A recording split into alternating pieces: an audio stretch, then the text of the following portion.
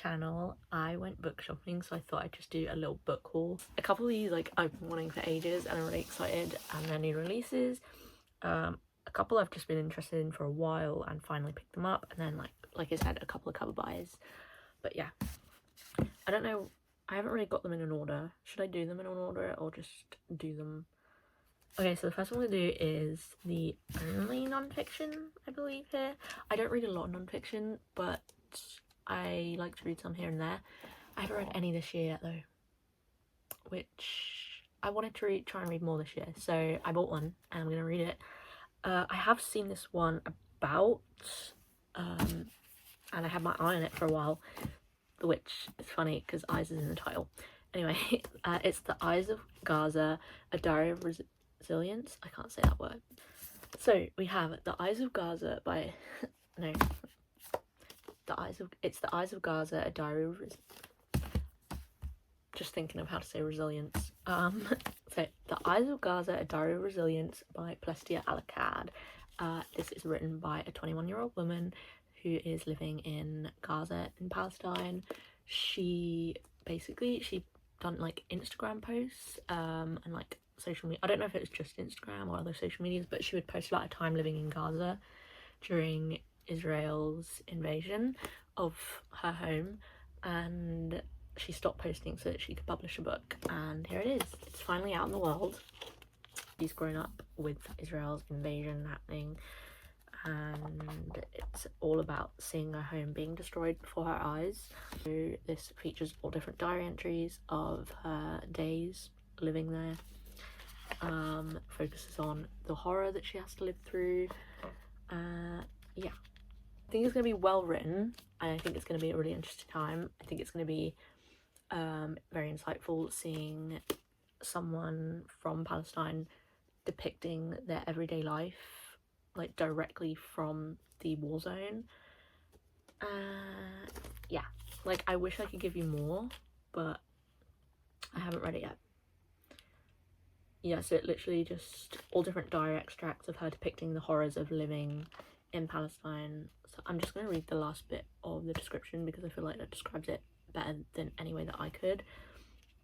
But it says, it recounts a harrowing experience, but it is not a heartbreaking lamentation. Rather, it is a deeply intimate love letter to a girl's home, demolished before her eyes, yes, but forever present in her heart. I think it's really insightful into what everyday Palestinians are going through. Who's drilling? I only just noticed. Sometimes I just block other sound out.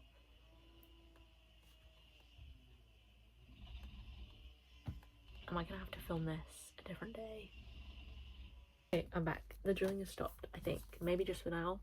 I was talking about The Eyes of Gaza.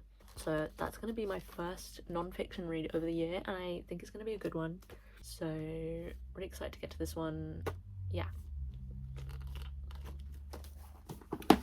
And then we're moving away from non-fiction. So like I said, that's the only non-fiction I have. Next one is romance, and it is Great Big Beautiful Life by Emily Henry. And look at these edges. Also, I got a free tote bag. Look at this. That side and that side. Now, the first reviews have been coming in for this, and they're very mixed. Some people are saying it's not as good as the other ones, but then a couple of people, I'm itching there, not my nose. A couple of people I've seen have said it's really, really good, their favourite so far. I've only read two other Emily Henry, Beach Read and Happy Place. Beach Read I gave 4, Happy Place I gave 5. Happy Place is still one of my favourite books to this day, and I'm really hoping that this lives up to that. But I'm not going to go into it with too high expectations because of what I've seen, and I feel like if I do, then that will ruin my experience. I'm just going to go into it as it is. Does that make sense? If you keep seeing the camera like move to different places, it's because I keep having to stop because of the builders, and then starting again when they're not drilling, and hopefully getting enough snippets in between each time they're stopping to create this video. I could just film it tomorrow because I'm not working tomorrow, but I'm like really in the mood to film it now. So Great Big Beautiful Life by Emily Henry. You follow these two writers. They go to this island There's a woman there who claims to be the woman who mysteriously went missing years and years ago. No one's seen her for years, and she's claiming to be this woman, so she invites them there to tell her story of like where she was, what she was doing, all of this. But she's like telling it in a way that's strange and like filling it with plot twists and stuff. And like it's like, are they meant to like trust her or not, whether she actually is this missing woman? And at the same time, like, they're competing because only one of their stories can actually be chosen and published, so they're competing. I guess they kind of don't like each other because of that. They're in competition, but then I guess something starts to spark between them because it's an Emily Henry book. But also I've seen that this is one where you shouldn't focus on the romance. Like, it's not as much of a romance as her other books. So the woman who's claiming to be the missing woman is giving them both different parts of the story, but they can't put it together because they're not actually supposed to be talking to each other. They're supposed to be just writing their own stories. So I think it's gonna be really interesting to see how that plays out, and I'm genuinely really excited to read this. So yeah, that's got stuck in my hair. Great Big Beautiful Life by Emily Henry. That is a romance one. Next one is The Wizard of Oz, because look at this edition. It's the new edition. I don't know, I can't remember what it is for, but yeah, to be honest, all I know is this is a 2024 edition, and I don't know whether these sides are just on all of them, because I saw these sides in 2 different bookshops, but I love them and I think they're really cool, and I really love the film. I've never read the book, but I'd be really interested to, so at the time it was just a cover buy, but like also I really want to read the book anyway. Yeah, The Wizard of Oz, you know, you follow these characters. Dorothy basically stumbles into this realm, is that what you would call it? There's like a tornado and it takes her house away, and then she's in the house and she lands in Oz, where there's like a mysterious wizard, so she's gonna try to see the wizard to be sent home. But along her adventure of trying to get to the wizard, she meets all these different characters. So you have Tin Man, Scarecrow, the lion, and then this is her dog Toto. He's just with her, and they all have like different things that they've gone to the wizard for. So I just think it's been really cool. This features the Emerald City of Oz and Glinda of Oz as well. I've seen all the different Oz films. I don't know if they're based, I don't know if they're based off these ones. Like, you have Return to Oz. None of these are called that, so I don't know which films line up with what. I'm pretty sure the main film, The Wizard of Oz, is the first one, The Wizard of Oz, but other than that, I don't know about how the other stories, like what goes on in those. But I think it's gonna be really cool. Also, like, Wicked has just come out recently, so maybe that's why this is in the spotlight. Underneath, it's just black and yellow, and there's a little Toto in the front. Yeah, so that's Wizard of Oz. It's just like an adventure story. I don't know, is it a children's? It might be a children's. It's an adventure story, it's a classic, and I think it's going to be really fun. And then we have another classic, Frankenstein by Mary Shelley. I already own this. I have the Penguin cloth-bound edition, and I really love the story of Frankenstein so much. I bought a Frankenstein t-shirt while I was out getting my books as well. Wait, I'm gonna get it. Ugh. I should be more careful because this is actually 2 bookshelves stacked on top of each other. There's like some double-sided sticky tape holding it together. Anyway, my Frankenstein t-shirt.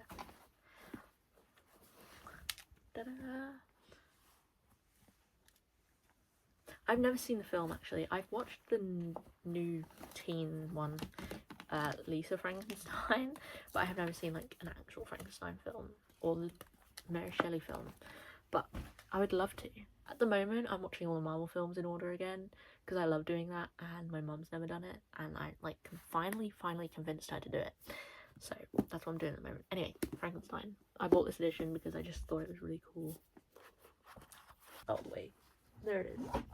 This is the cloth-bound edition, and then just like you can't really open these very far. It wasn't awful to read, but I just wanted an easier one to hold and stuff when I reread it. See, look how flat this goes. Yeah, so that's Frankenstein. Oh, wait, I didn't tell you what it was about. You have Victor Frankenstein. Frankenstein isn't actually a monster. Victor Frankenstein is a scientist. He wants to create a living thing. He creates this monster, which is Frankenstein's monster, and you follow the monster adapting to life. Nobody wants to love him, and it's really sad. It's generally just a really sad story, and I love it. Okay. And then we have Yellowface by Rebecca F. Kuang. This was signed. There was like a stack of them like this, and the top one didn't have this on it, and then neither did the second one, or the second one, this was the second one, I don't know. Either way, there was like a load of these, and only one had the signed by the author sticker, so it must have been like the last one left, and I hope one of the workers didn't hide it underneath because they were gonna buy it. Because have you seen that thing, like if you work in a shop or something, you can't buy something before others? I don't even know, like I see these videos of like workers hiding stuff so that they can buy it at the end of their shift. So I don't know if that's what was going on with this, but I found it, and I'm really sorry if that was the case. But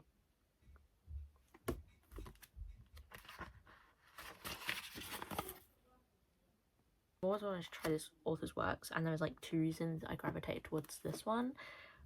Was because one, I found the signed one, so I was like, I'm gonna take that opportunity while I have it, and also the friend I went with has read this and she gave it 5 stars and was really recommended it, so that's why I got this one.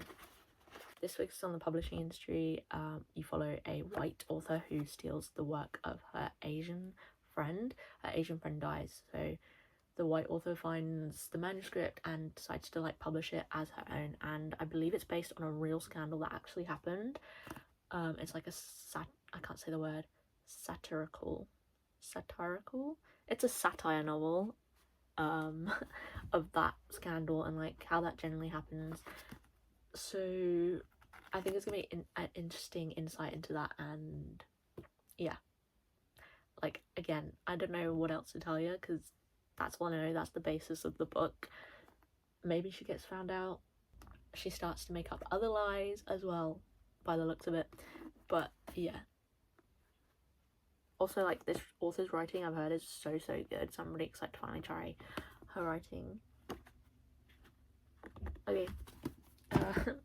Next, I hadn't heard of this. This one was a buy while I was there, if that makes sense. So at first I was gravitated to it. The builders are back, so we'll just hold on a moment.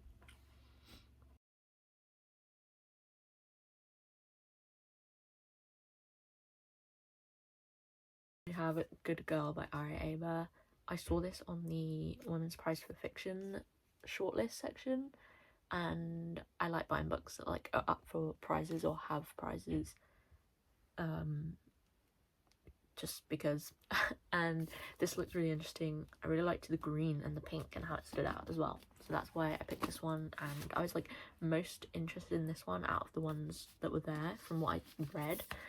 So you follow Nyla, or Neela, spelled like this, as she navigates life in Berlin. She was born to Afghan parents, so they're Afghan refugees, and she experiences a lot of racism because there's a lot of racial tension brewing within Germany at this time. She is also like discovering herself. She meets this girl called Marlo. They start to like get along and really like each other. I think they fall in love. So you just follow her like discovering herself, and also all these things happening around her. Yeah, that's all I know. Yeah, so she typically likes to be like out at night. She's very artistic.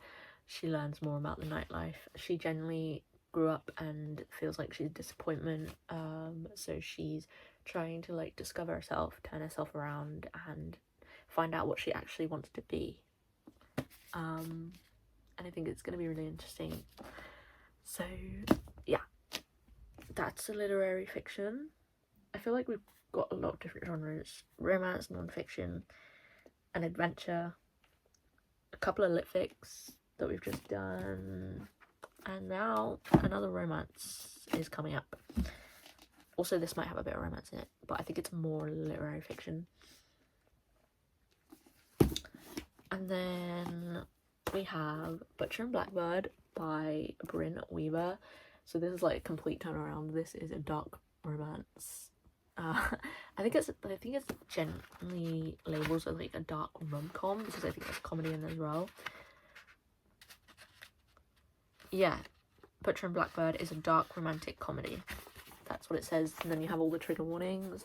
So I generally, my feet are getting uncomfortable, so I'm stretching them out. Oh, I moved the cart that you're on. There you go. Can I just have my knees up? I guess I could do what I want. So generally I don't read dark romance.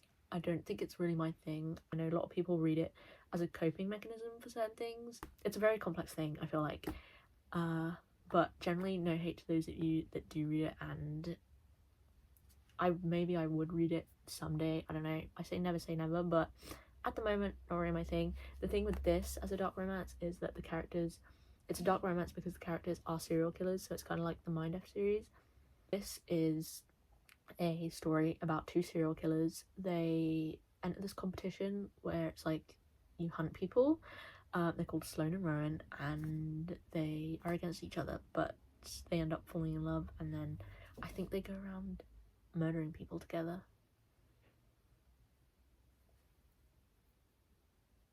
Yeah, it's gonna be fun. My reading taste it's all over the place, and it really depends on what mood I'm in, what book I'm gonna read. Itch. Also, this is a series, and there's a second and a third one, I believe. So if I like this one, I might get the second one. But I used to buy series as a whole, and I learnt my lesson, so now I just buy the first in a series, unless it's like a really nice book set. But that's the first one. And then guys,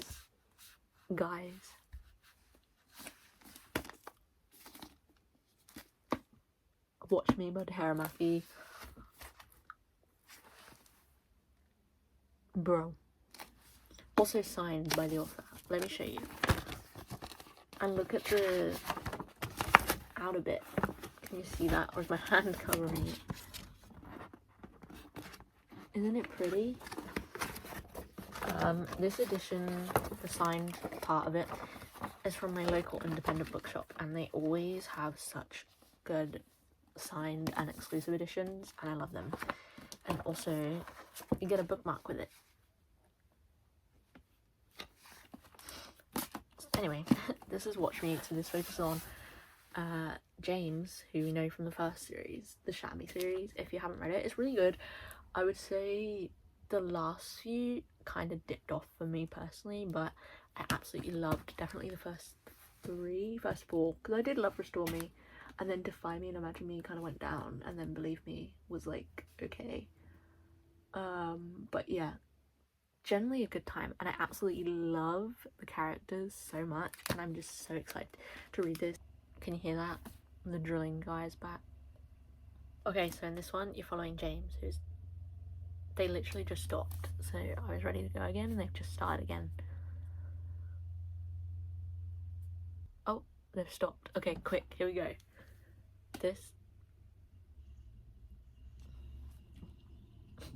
I'm gonna cry. Okay, I've come to the conclusion that they're gonna stop drilling today, so I'm gonna film the rest of this tomorrow. Did they just stop?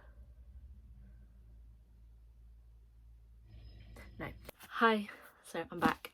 There's no drilling today, so we can finish this video. Finishing this video, we were up to Watch Me. So this is set 10 years after the events of the Shammy series. I'm going to explain this without spoiling the ending of that series, because if you haven't read it, you should. It's so fun. I will say the last couple of books aren't my favorite. Like, I enjoyed the beginning more, but overall still great series. Love the characters. So in that you have Juliet and Warner. Warner has a younger brother, and that's what this book focused on. So 10 years after the events of that, Warner's younger brother James, he's locked up in a cell because you have this thing called the Re-establishment. And like I said, yeah, I can't say much without spoiling the Shatter Me series, but basically some things happen, and the Re-establishment has an assassin who has come out, and James is gonna like try and stop her, and it's like an enemies to lovers, and I think it's gonna be really, really good, and I'm so excited. And the things I've been hearing have been really positive, so I'm so excited. Yeah, that's like the best way I can explain it without ruining how the first series ends. But yeah, so generally so excited. A little spoiler of my May TBR, but this will most definitely be on that. So excited for this. So then we have Tender is the Flesh by Augustina Bazterrica, and this is about cannibalism. So basically you follow the main character, I can't remember his name, Marcus. This is like a Spanish author, so I don't know if that's pronounced differently, but anyway, the main character works with selling human meat.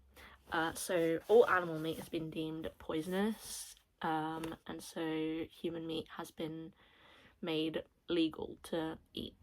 And he works within a business where he kills it and sells it. I don't know. Yeah, he does kill it as well.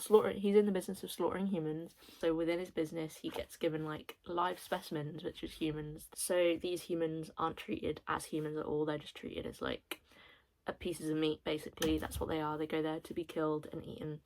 And then one day he is given a live specimen, a human, that he actually likes, and he starts to realize, like, he remembers all these people he's killed and starts to get this thought process going in his head of like, what am I doing? I'm just killing other people. And I think it's gonna be really interesting. It's like, I feel like it's one of them like weird lit fic books. Do you know what I mean by that? But I think it's gonna be good. I've heard some good things, and the first sentence is like, wait, I'll go to it.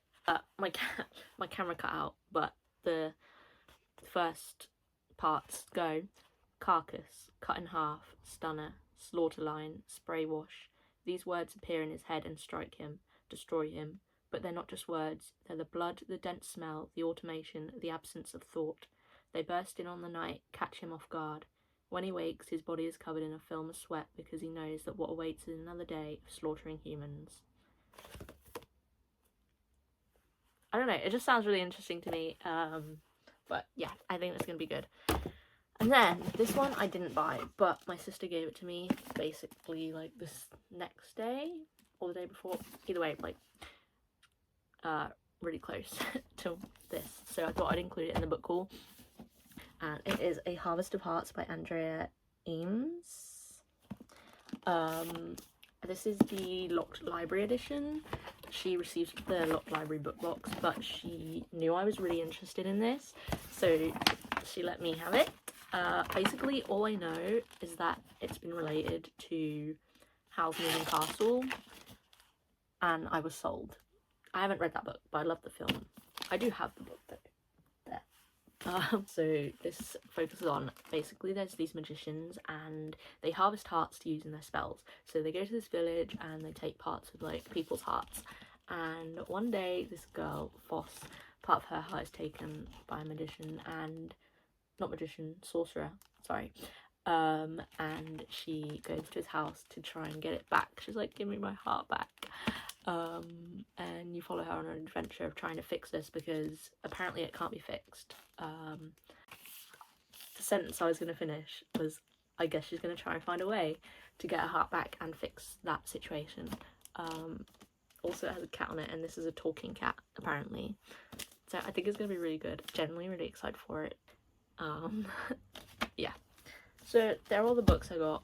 My camera cut out again, by the way, that's why I had to like finish that sentence separate. But I'm definitely going to include a couple of these in my May TBR. That was, yeah. I'm going to try and lift them up, but they're all like mixed up. Hold on. Okay, so there we go. That's my book haul. So excited about all of these. I think I'm most excited about Watch Me, but still excited for all the rest. And yeah, if you've read any of these, let me know your thoughts on them. There's like a big mix of genres here, but yeah, really excited and yay. So anyway, I hope you enjoyed this video. Thank you for watching, and hopefully I see you again soon. Thank you. Bye.